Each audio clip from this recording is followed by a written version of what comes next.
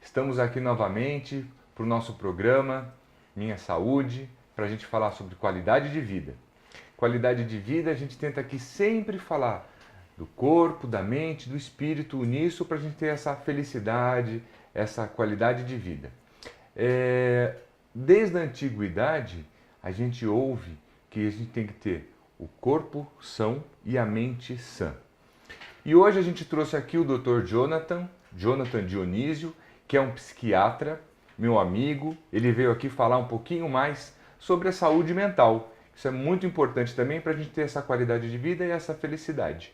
Muito obrigado pela presença, Dr. Jonathan. Obrigado, Dr. Luiz. E começando assim, uma das perguntas que eu quero fazer é o seguinte: como profissional médico, psiquiatra da área, o que as pessoas mais procuram no consultório do profissional psiquiatra, nesse momento que a gente vê que a depressão, por exemplo, é uma doença mundial e a gente vê muitos casos de depressão. Então eu queria hoje falar um pouquinho mais sobre depressão e gostaria que você falasse um pouquinho mais sobre esse assunto. Bem, é um prazer estar aqui, né, poder trazer algumas informações da área. Ótimo. Que muito pouco se fala, né, Isso. sobre psiquiatria. Isso. No consultório, né, eu trabalho em algumas frentes. Então, eu trabalho no SUS, né, trabalho no consultório particular. E a gente tem eu recebo pacientes com vários quadros, mas o que a gente observa com maior frequência hoje, principalmente quadros depressivos, né, de pessoas que já estão, em geral, né, e infelizmente, os pacientes eles buscam tratamento de uma forma, eles buscam muito mais tardiamente, né, porque pouca gente reconhece os sintomas e muitas vezes eles lidam com aquilo de uma forma de tentar lidar, né, com uma questão muito mais moral. Então, quadros depressivos, as pessoas buscam mais atendimento, e quadros ansiosos, né? Então, transtornos de pânico, ansiedade generalizada, pacientes que têm sintomas ansiosos que estão interferindo na vida deles como um todo. Isso é importante a gente abordar aqui hoje no programa, porque existe uma dúvida, assim, não é? Como a saúde mental, como a mente da gente é tão complexa, tão legal, né? O que é a consciência, né? Tem tantos assuntos que eu queria falar hoje aqui que a gente poderia fazer uma série, na verdade, sobre psiquiatria, sobre neurologia, neurociência, sobre sociedade, sobre evolução do ser humano. Cabe tudo na psiquiatria nesse assunto. Mas eu acho que, assim, pela introdução, eu acho importante a gente tentar passar uma mensagem para o pessoal de casa, que qual que é a diferença básica, por exemplo, da depressão para uma tristeza e para a ansiedade. Porque hoje também, até me veio aqui na cabeça agora, a gente escuta isso já das crianças falando, né? Ah, eu estou ansiosa. Ah, eu estou deprimida.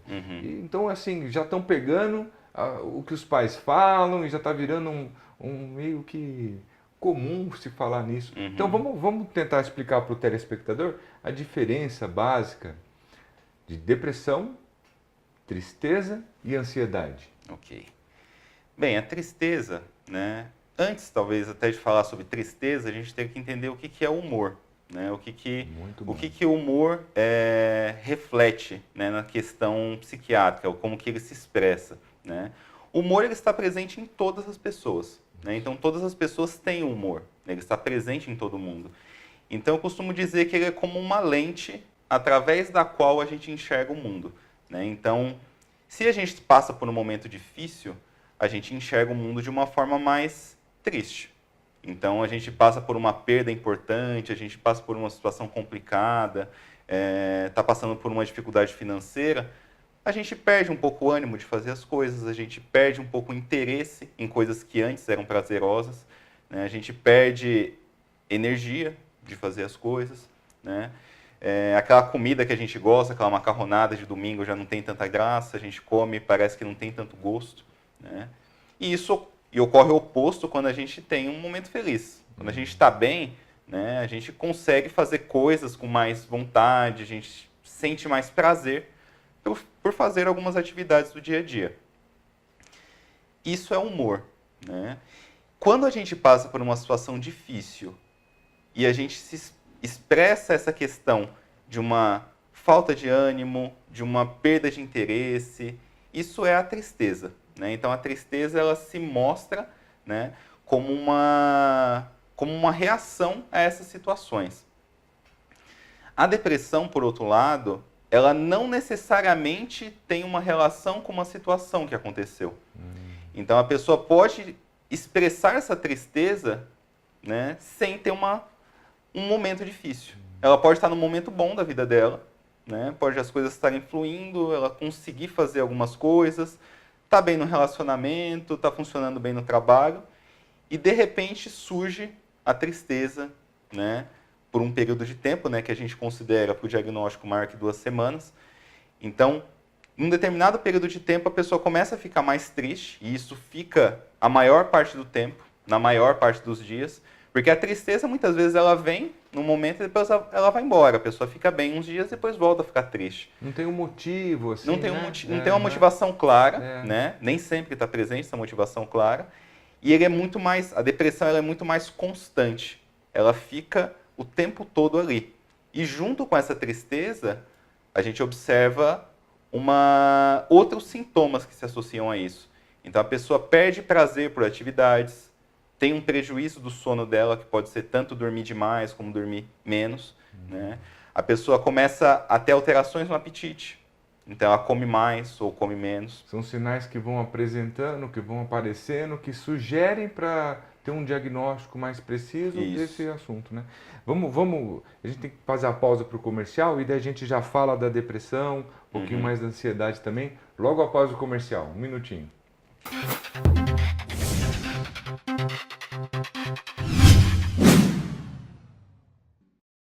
OAT Guiomon Oftalmologia, cuidando dos seus olhos com carinho e dedicação. O programa Minha Saúde é um oferecimento Nossa Fórmula. Confiança se conquista com qualidade. O clima de interior, o ar puro e o conforto pertinho de você do Alto Tietê e Vale do Paraíba. Vale do Sonho Hotel e Eventos, com aconchegantes chalés e apartamentos, piscinas climatizadas, quadra poliesportiva, sauna, salão de jogos e a famosa gastronomia regional e internacional. Completa infraestrutura para eventos corporativos e de lazer, para quem gosta de estar junto à natureza, praticar esportes e adora uma diversão. Desfrute de momentos inesquecíveis no Vale do Sonho Hotel e Eventos, em Guararema.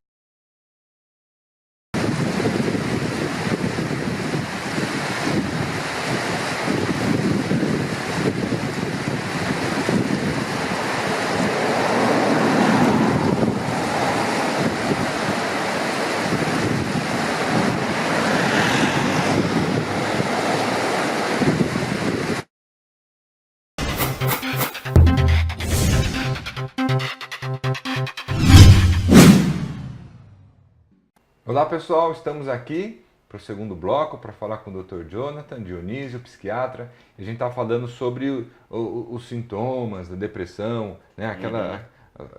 O mais comum que vai acontecendo, que ajuda a gente a ter uma noção de que a pessoa está passando por uma fase mais difícil, né? A gente estava falando desses sintomas, né, doutor? Sim. O que mais a gente pode continuar falando sobre esse assunto? Bem, uma questão que é muito relevante, né? Uma pessoa que está com um quadro depressivo, muitas vezes ela não consegue se concentrar. Então, ela tem dificuldade de concentração no trabalho, em atividades acadêmicas, por exemplo, um jovem que está fazendo faculdade, ele não consegue render mais tanto nos estudos, né? É muito comum em pessoas com quadro depressivo começar a vir pensamentos de morte, né? Então, isso acontece com muita frequência, né? E esses pensamentos de morte podem evoluir para pensamentos de suicídio, né? Então é um quadro, né? São pensamentos que se relacionam com o quadro depressivo. E que é importante falar que isso é normal. É normal as pessoas pensarem na morte, pensar é normal, não é? Assim, o que você vai fazer com aquele pensamento que a gente tem que, né, saber dar um destino para isso daí, para a gente não ficar com esse pensamento sempre rodeando a gente. É importante a gente ter essa saúde mental, essa qualidade de vida, não é não, doutor? Sim. É mais ou menos por aí o que a gente pode passar para o grupo, para a pessoa que está vendo em casa? Que é um pensamento normal, acontece comigo, com você, com todo mundo. Quem já não pensou na morte, não é? Que vai ser inevitável um dia. Mas a gente tem que deixar ela lá para o final da vida e viver com qualidade até o dia que chegar. Na nossa população, principalmente, né, falar sobre morte é um tabu. Né? Tanto isso se reflete, por exemplo, na quantidade tão pequena de pessoas que fazem seguro de vida, que pensam na questão de morrer. Né? Quando a gente pensa na questão do pensamento de morte, pensamento suicida na depressão, né, ele vem com muita frequência na população. Então, se a gente pega numa população de jovens, por exemplo, 15% dos jovens vão pensar em algum momento em suicídio. Né? E isso reflete o tanto que a gente pergunta, porque a gente não ouve falar disso. Né? Eu recebo muitos pacientes assim, porque eu estou na área e, em geral, eu recebo quando já aconteceu. Né? Só que se tem um receio muito grande de falar sobre isso. Né? Os pensamentos de morte, né, a questão do suicídio, ela acontece com muita frequência no mundo. Né? Então, o suicídio está presente, tem tido um aumento de taxas nos últimos tempos. Né? Então, a gente tem se preocupado bastante com esse aumento. E como 90% dos casos de pessoas que tentam suicídio têm um quadro psiquiátrico associado, tem um quadro depressivo, um quadro ansioso, um quadro psicótico, um abuso de substâncias, né, de cocaína, álcool, são pessoas passíveis de tratamento, né, que podem melhorar bastante, que podem ter uma evolução muito favorável. Isso só fazer um parênteses aqui, isso é muito importante. Eu sempre paro aqui no programa e falo com você como é importante a gente ter informação. Uma informação dessa a gente tem que passar para todo mundo. Se 90% das pessoas que estão com essa ideia suicida tem algum problema, vamos prestar atenção, vamos perguntar, você está feliz? Vamos ver, o comportamento mudou? Se mudou, vamos procurar ajuda. Não é? Procurar ajuda é a primeira coisa que deve ser feita, procurar um profissional da saúde, um profissional da saúde mental, para você saber o que está acontecendo e muitas das vezes, 90% dos pacientes, das pessoas que estão com essa ideia suicida, tem alguma base que a gente tem que dá para ser tratada. Então, isso é uma informação importantíssima hoje aqui para passar para todo mundo. Sim.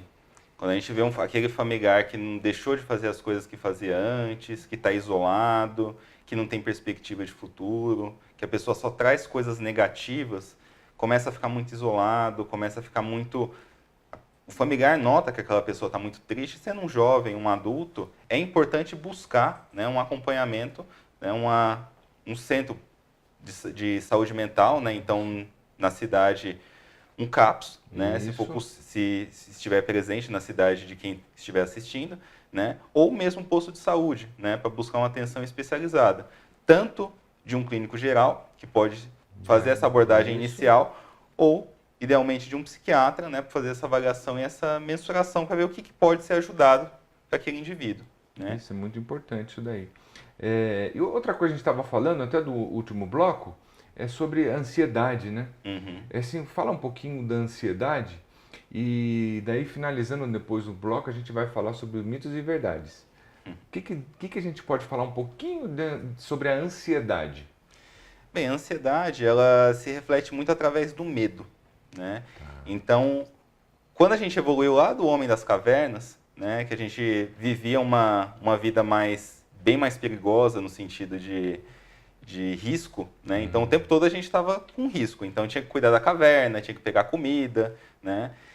Naquele período, né, a gente tinha homens e mulheres de todos os tipos. Então, tinha aquele homem da caverna que estava mais tranquilo, né? Estava tranquilão, deixava a comida para pegar depois, né? Não se importava tanto ali com ver se o fogo estava aceso, ouvia um barulho lá fora, dizia, não, tá tranquilo, as coisas vão seguindo, vai dar medo. Não vai dar tudo certo, né?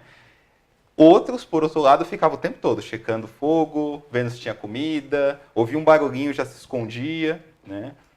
A gente pode supor que quem tinha mais precauções, né, quem tomava mais precauções, sobreviveu mais.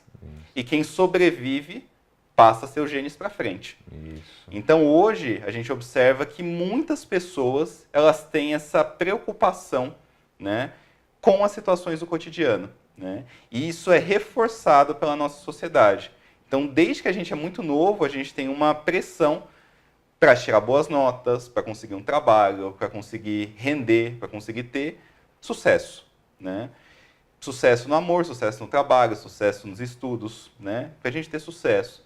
E essa pressão gera esse quadro, faz a gente observar mais esses sintomas ansiosos. Somos os descendentes, né? Sim. Desse tipo de raciocínio, pensamento, ação, né? Que é tão importante para o ser humano daquela época e até hoje, não é verdade? Mas saber ter o conhecimento disso também dá uma calma, né? Saber por que a gente é ansioso e daí a gente dá uma calminha. Um minutinho só, a gente vai para os nossos comerciais. No próximo bloco a gente vai falar sobre mitos e verdades.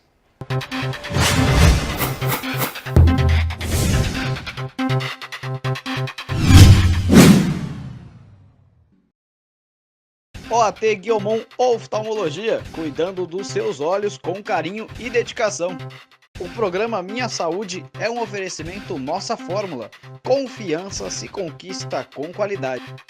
O clima de interior, o ar puro e o conforto pertinho de você do Alto Tietê e Vale do Paraíba. Vale do Sonho Hotel e Eventos, com aconchegantes chalés e apartamentos, piscinas climatizadas, quadra poliesportiva, sauna, salão de jogos e a famosa gastronomia regional e internacional. Completa infraestrutura para eventos corporativos e de lazer. Para quem gosta de estar junto à natureza, praticar esportes e adora uma diversão. Desfrute de momentos inesquecíveis no Vale do Sonho Hotel e Eventos, em Guararema.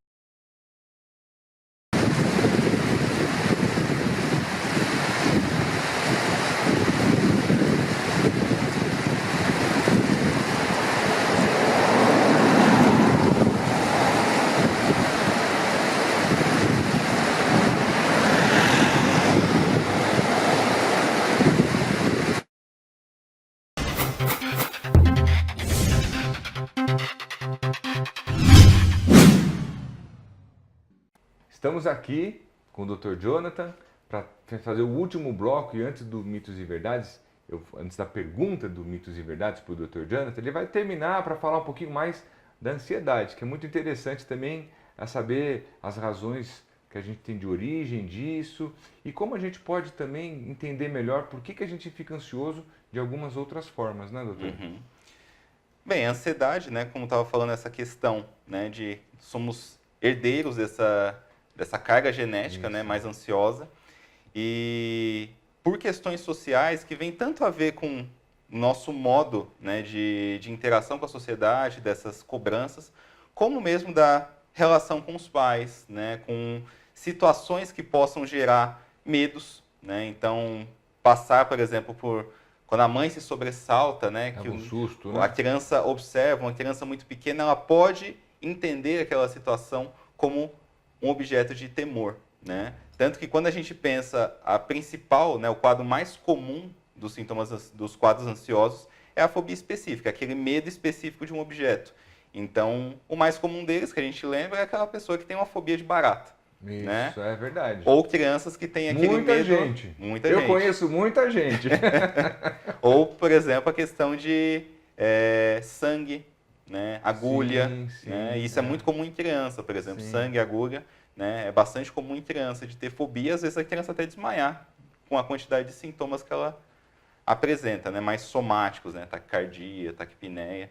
É como é importante essas informações e é importante também, tá vendo? A família saber tudo isso daí para a gente ter a qualidade de vida do indivíduo, da sua família, da sua comunidade. Assim a gente vai também evoluindo desde a época das cavernas até agora. A gente pode também, um processo de evolução é constante. Isso é importante a gente ter esse conhecimento para a gente viver cada dia melhor. Bem, chegou a hora do Mitos e Verdades.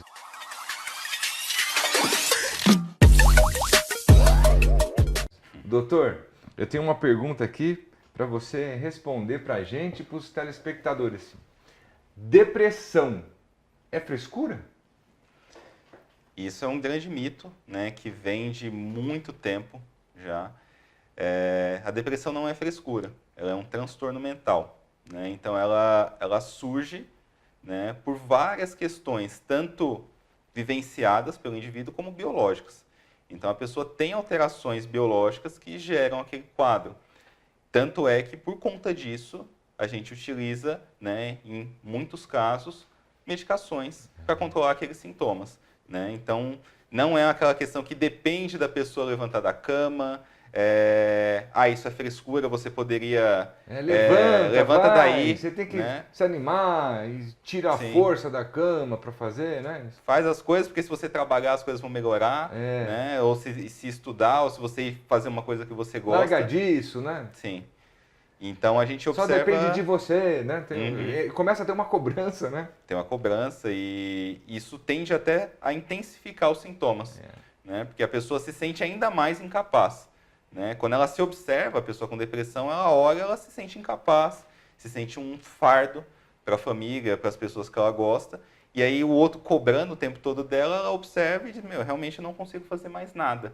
Né? E ela se sente cada vez pior por conta disso. Então, essa compreensão é muito importante. É um quadro que necessita de tratamento. E essa pessoa, essa família que identifica esse familiar passando por essa situação, o que a família deve fazer? Qual que é a primeira coisa que ela acalma a pessoa, tenta entrar em contato com o serviço, ou procura passar no médico? O que identificou na família? Em casa, se tem alguém assim que está sentindo que está mais isolado, está com esses sintomas, esses sinais que o doutor falou agora, o que a família que está vendo a gente lá em casa, o que ela pode fazer para melhorar, trazer esse paciente, começar, o que é o start, o início que a família precisa fazer para esse paciente sair desse quadro? A primeira questão é buscar um atendimento. Né? Então, uma pessoa que está dessa forma, ela necessita de um atendimento de um profissional da saúde mental.